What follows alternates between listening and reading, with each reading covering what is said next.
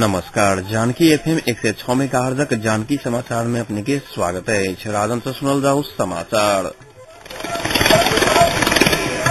एखनु का मुख्य समाचार।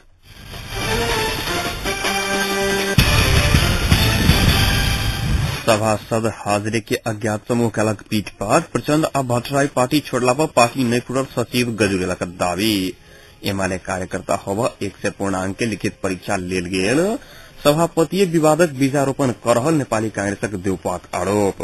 प्रधानमंत्री के गंभीर होब मधेसी मोर्चा के आग्रह आ अलकायदा के 12 चरमपंथी जेल तोड़ कर भागत सफल।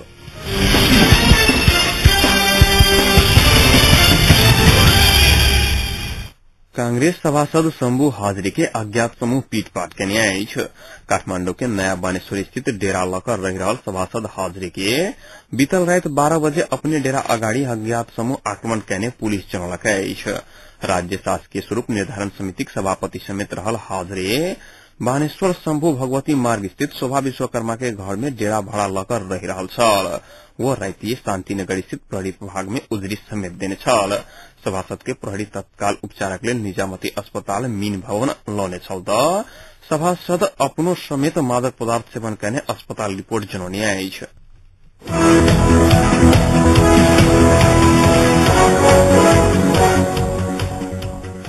नेकपा एमाले झापा अपन कार्यकर्ता के पार्टी के सिद्धांत नीति तथा कार्यक्रम जान बुझा प्रेरित कर के उद्देश्य से पहिल बेर कार्यकर्ता के परीक्षा लेलक। एमाले झापा क्षेत्र नंबर 2 अंतर्गत ज्यामरी गढ़ी, दुहागढ़ी, हल्दीबाड़ी, चारपाने, गड़मानी आ अनारमणि गाविस के 50 गोटे अगुवा कार्यकर्ता वृत्तामोड़ में राजनीतिक विषय लिखित परीक्षा देने छल। वो सब विद्यार्थी जका 100 पूर्णांक के विषय आ वस्तुगत प्रश्नक जवाब लिखने छल। परीक्षा देवा वाला सब में पार्टी के गांव तथा नगर कमेटी के अध्यक्ष आ क्षेत्रीय कमेटी सदस्य छल। रेमानी भट्टराई के अध्यक्षता में गठित परीक्षा संचालन कमेटी पार्टी के जिला मुख्यालय में कार्यकर्ता के लिखित परीक्षा लेलक। एमाले नीति सिद्धांत आ कार्यक्रम बारे अध्ययन कर आ कार्यकर्ता पंक्ति के राजनीतिक क्षमता बढ़ावा पार्टी के स्कूल विभाग पाठ्यक्रम अनुसार प्रश्न पत्र तैयार कर परीक्षा लेल गेल। परीक्षा संचालक भट्टराई जानकारी दिलन।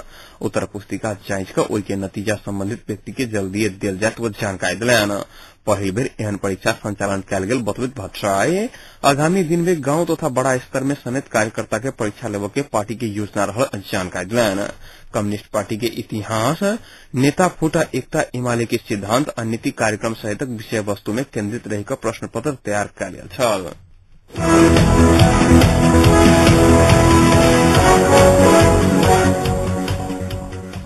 सरकार गठनक समय भेल 4 बुंदे सहमति कार्यान्वयन नहीं होबा धरि कहैत संयुक्त लोकतांत्रिक मधेसी मोर्चा वर्तमान सरकार गठबंधन में संकट आवश्यक चेतावनी देलक अछि। प्रधानमंत्री के सरकारी निवास पालुवाटार में आय बिनसर माओवादी आ मधेसी मोर्चाक विमर्श में वो सब प्रधानमंत्री डॉक्टर बाबूराम भट्टराई मधेसी दलक नेता सब कहने काम बाध्यता से मानव पड़ रहल कही क देने अभिव्यक्ति के समेत जोरदार के साथ उठाओल गेल। फोरम गणतांत्रिक के अध्यक्ष जेपी गुप्ता बतौलन अछि। किसी दिन एम्हर सत्तारूढ़ दल माओवादी आ संयुक्त लोकतांत्रिक मधेसी मोर्चा बीच संबंध में कड़वाहट अयलाक कहैत मोर्चा के नेता सब प्रधानमंत्री डॉक्टर बाबूराम भट्टराई के ध्यानाकर्षण समेत करौलक अछि। बैसार में सरकार गठनक समय भेल 4 बुंदे सहमति कार्यान्वयन, राज्य पुनर्संरचना आयोग के काम कार्रवाई, मधेसी नेता सब ऊपर लगाओल गेल मुद्दा फिरता सहितक विषय में विमर्श भेल बालुवाटार स्रोत जनौलक अछि। बैसार में सत्तारूढ़ दल एकीकृत नेकपा माओवादी अध्यक्ष पुष्पकमल दाहाल प्रचण्ड, प्रधानमंत्री एवं माओवादी उपाध्यक्ष समेत रहल डॉक्टर बाबूराम भट्टराई, दोसर उपाध्यक्ष नयन काजी श्रेष्ठ प्रकाश सहभागी छलैथ। मधेसी मोर्चा के दिश से फोरम लोकतांत्रिक के अध्यक्ष विजय कुमार गच्छेदार, फोरम गणतांत्रिक के अध्यक्ष जेपी गुप्ता, तमलोपा अध्यक्ष महंत ठाकुर, तमलोपा नेपालक अध्यक्ष महेन्द्र यादव सहितक मधेसी नेता सबक सहभागिता रहल छल।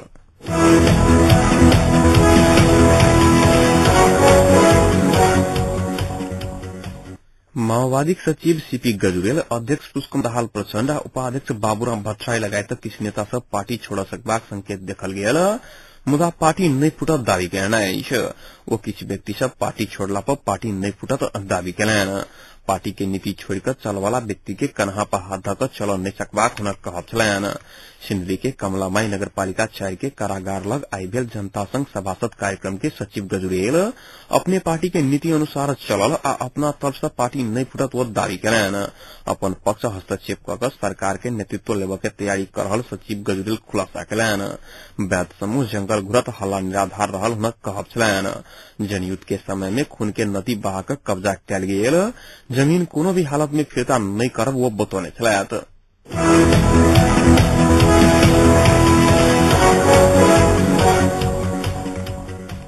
नेपाली कांग्रेसक वरिष्ठ नेता शेर बहादुर देउपा पार्टी सभापति सुशील कोइरालाक विवादक बीजारोपण कर रहल आरोप लगाएन छ। आई भिनसर दाङ के घोराही में नेपाली कांग्रेस दाङ के अगुवा कार्यकर्ता संघक भेंट में नेता देउपा पार्टी भीतर के आंतरिक विवाद मिलाव अपने जिला दौड़ धूप में लागल जानकारी दिलायन। वो पार्टी भीतर के विवाद समाधान और पार्टी सुदृढ़ीकरण के लिए लागत कार्यकर्ता सबके निर्देशन दिलायन। नेता देउपा शांति स्थापना नहीं होब धरि एखनुका अवस्था में संविधान बनल नहीं सकत बतौलैन। वो देश में जारी हत्या हिंसा के अंत्य भेला बादे संविधान बनत जिक्र कलैन। कैंटोनमेंट में खाली कक माओवादी लड़ाकू सबक हथियार सरकार के नहीं बुझाब धरि स्थायी शांति स्थापना होब नहीं सकत आ शांति स्थापना नहीं होब धरि संविधानो बनल नहीं सकत कहब छलैन। वो माओवादी कब्जा केने संपत्ति फिर्ता कराब आ पार्टी के सशक्त ढंग से आगू बढ़ पड़त बतौलैन।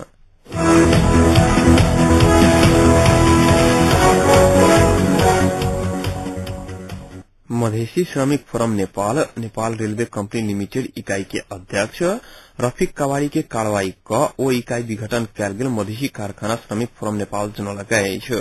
फोरमक अध्यक्ष बिन्देश्वर यादव द्वारा जारी हस्ताक्षरित विज्ञप्ति में कवाड़ी फोरम नेपालक संगठन से विपरीत अन्य विपक्षी संग साठगांठ क अपन संगठन के विपरीत काज करने जनाओल गेल अछि।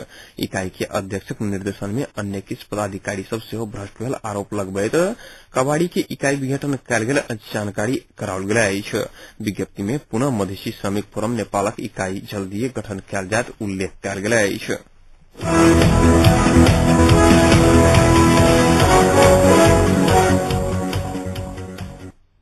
पांचम चीन महोत्सव राजधानी में जारी रहा।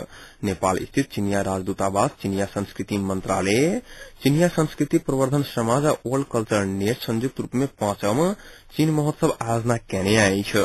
पुस्तु गते धरि संचालन होने वाला महोत्सव में चिनिया औद्योगिक उत्पादन के प्रदर्शनी, आकर्षक सांस्कृतिक कार्यक्रम, चिनिया चलचित्र प्रदर्शन, तस्वीर पुस्तक तथा हुलाक टिकट सेहो प्रदर्शनी में राखल गेल अछि। सरकारी स्तर में मात्र नहीं क जन स्तर में सेहो नेपाल आ चीन बीच सुमधुर संबंध कायम करबा लेल महोत्सव सफल भ रहल आयोजक अपेक्षा केने अछि।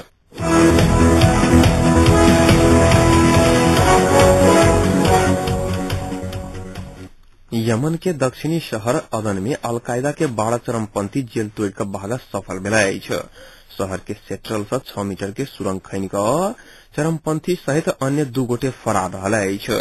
फरार चरमपंथी सब ऊपर बैंक डकैती के कोशिश की घटना दर्ज रहल अछि। एहि साल जमुन में सेहो अलकायदा के किछु गिरोह अल मुकाला शहर के सेंट्रल जेल पर हमला क कतेको कैदी के छोड़ने छल।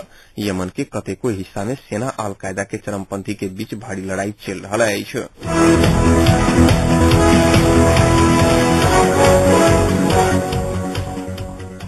अब तापक्रम एखन जनकपुरक तापक्रम 19 डिग्री सेल्सियस रहल अछि।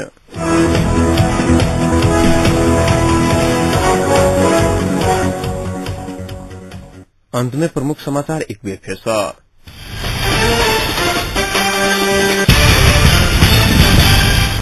सभासद हाजरा के अज्ञात समूह का लग पीटपाट, प्रचंड भट्टराई छोड़ला पर पार्टी नहीं फुटत गजुरेलक दावी। एमाले कार्यकर्ता होब 1 से पूर्णांक के लिखित परीक्षा लेल गेल। सभापति विवादक बीजारोपण कर रहल नेपाली कांग्रेसक देउपाक आरोप। प्रधानमंत्री के गंभीर होब मधेसी मोर्चा के आग्रह। अलकायदा के 12 चरमपंथी जेल तोड़ कर भागत सफल।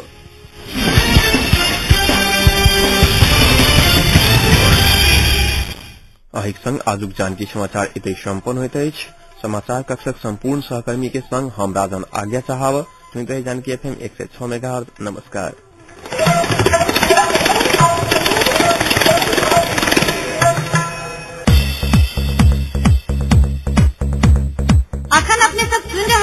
अपन रेडियो अपन तर्ज जानकी एफएम 106 मेगाहर्ट्ज।